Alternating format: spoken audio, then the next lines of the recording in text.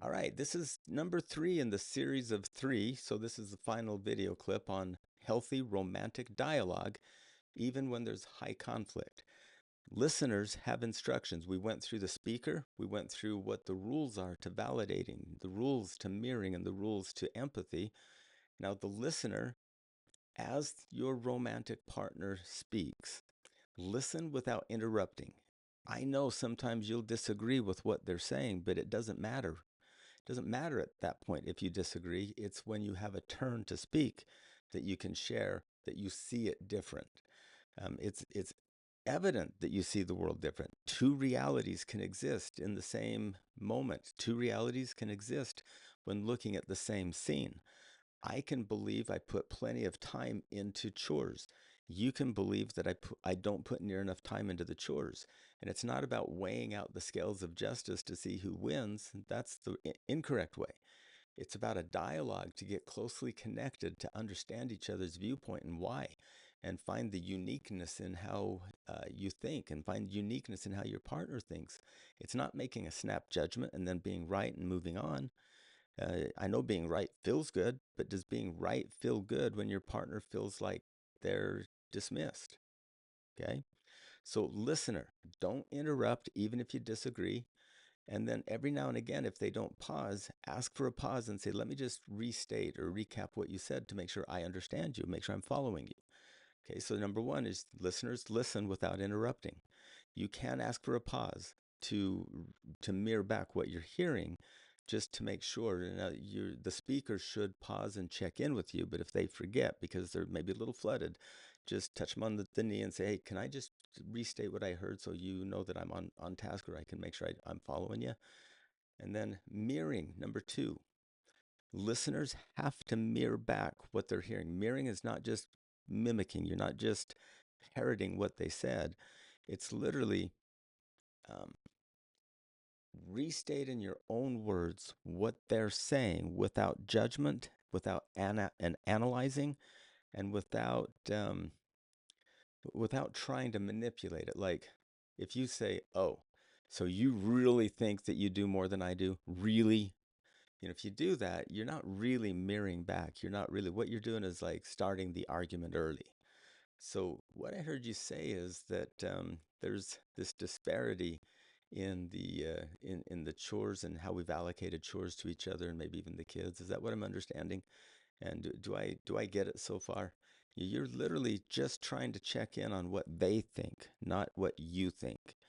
And I know, listeners, you have to be completely unbiased and unselfish and have low or no pride. If your ego gets in the way, you let your bias get in the way, you're just going to like pick it apart and make them feel dumb and they're going to stop talking to you. Okay, so if my bias is that you're always nagging me, I'm going to say, okay, so what you're nagging me about this time is, see, that's not mirroring back.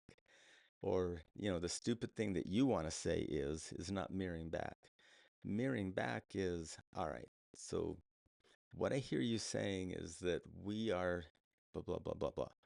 Okay. And so once you check in with your partner, once you check to make sure that you um, understand that piece, then you say, okay, well, tell me more about that. Let me understand more.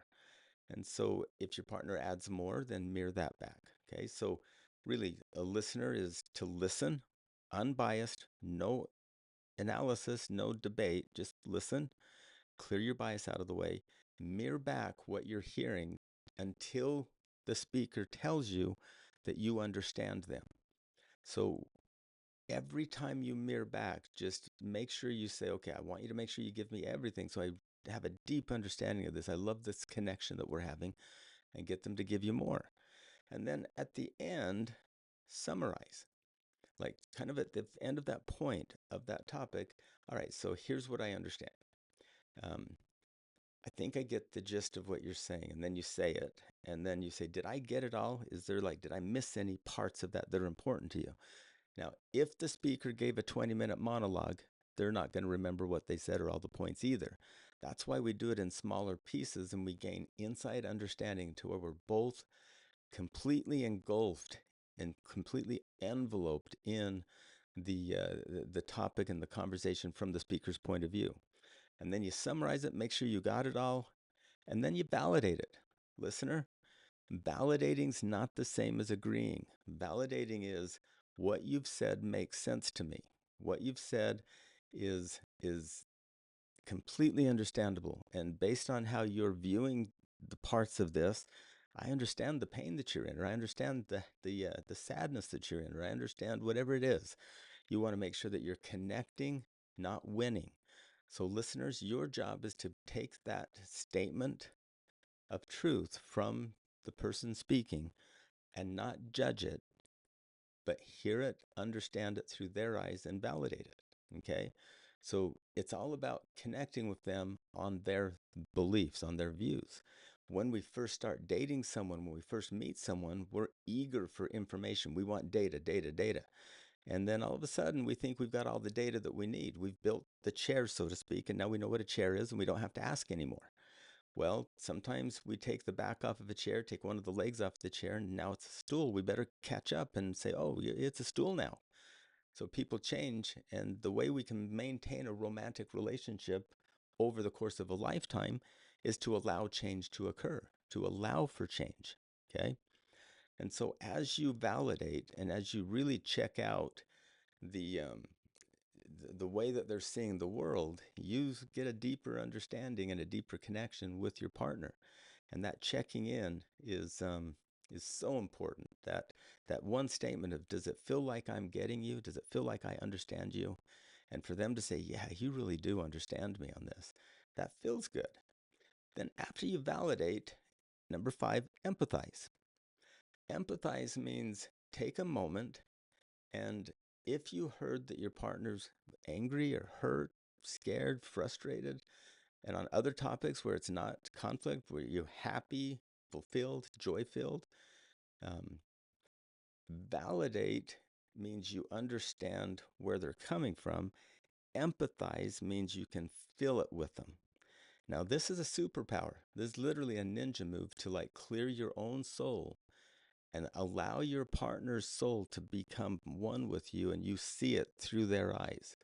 And you can say with all honesty that, like, man, based on what I just heard, I understand your pain. I understand how much that must hurt. I understand why you're so frustrated. It makes so much sense to me now. Now, remember, empathy doesn't mean agree. It doesn't mean you don't have your own set of feelings and your own set. This is a moment where you can connect at a deeper level by joining them in how they feel. We've gave so many examples and stories of empathy, but literally the ability to empathy is a skill that you can build.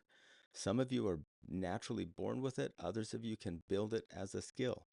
You have to practice it. If you have trouble empathizing, really take a moment and say, if I was in your shoes and if I believed everything that you believe, yeah, I can understand that.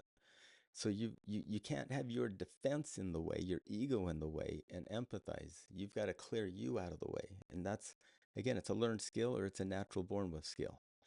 So once you've empathized and you really have felt that deeper connection, then the finish is really once the speaker has explained, once the speaker has felt like that you get it, that you validated it, that you literally do have an empathic connection together, and you've both had a turn. The listener's been the speaker, and the speaker's been the listener.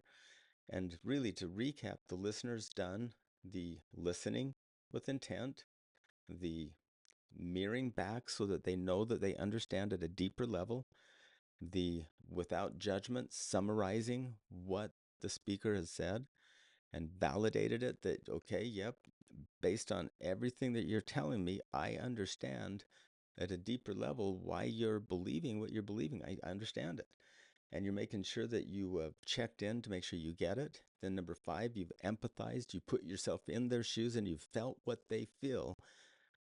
Imagine both of you having a turn to be completely understood, validated, and empathized with how romantically connected you are. And you haven't even made a decision on where to go with it. Sometimes that feels so good that you don't even care about a new agreement. You just understand each other. So isn't that really what we want? We want to not keep score. We want to not have to like be so caught up in being right that we just want the other one to submit. So we get to this place, there's really three outcomes. Once you've done those five things, you can have mutual understanding where you both understand each other, and you've automatically, because all the misunderstandings cleared out, all the judgments of yesterday, all of the judgments of how it's going to go, cleared out because you have a deeper connection. Once you have shared vision, you just move forward with deeper love, deeper connection, more romantic feelings.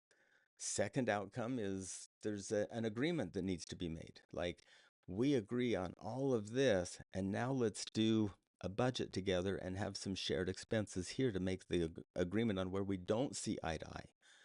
Maybe one's a spender and one's a saver, and we just are different. So now we need an agreement for how to like both feel safe.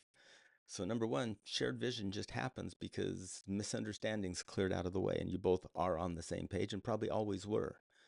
Number two, there is some legitimate disagreement. And at that point, you need an agreement, a covenant together to deepen the connection and enrich the way forward. Then the third thing is we need to put this aside for a second and go to work, go back to raising kids, and then next week we're going to re-talk about it. So one, mutual shared vision. Two, make an agreement right there. Three, we can't find an agreement, but we're deeper connected. We're more romantically involved. We've empathized, and we need more time to think this through. And so make an appointment to rediscuss. That's all right too. The goal of these romantic dialogues is connection, not winning.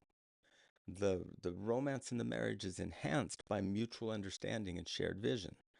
And then number three, intimacy is really more about knowing each other at a deeper level, not manipulating each other. Some people will say, but my partner's a liar. They never tell the truth.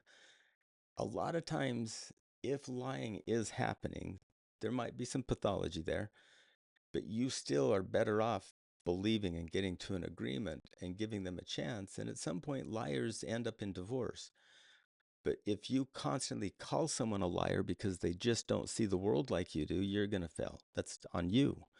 So if they're lying, maybe they'll stop lying if they have a partner that just wants to understand them without bias and judgment. You might as well give it a try. So don't worry so much about truth. Worry about finding out who they are. Worry about getting insight to how they see the world.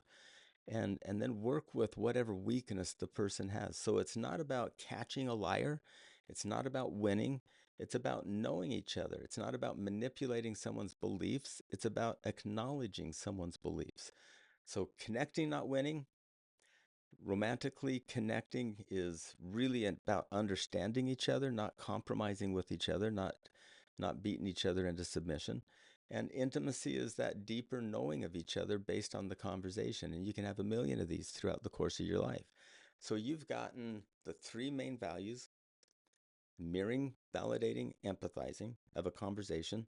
You've gotten the listener rules, and you've got the speaker rules, and you got the understanding that winning isn't the goal. It's connecting at a deeper level. Now you can end high conflict. Now the final topic is take the time. We're going to talk about time-starved marriages in our next video clip, and we'll see you then.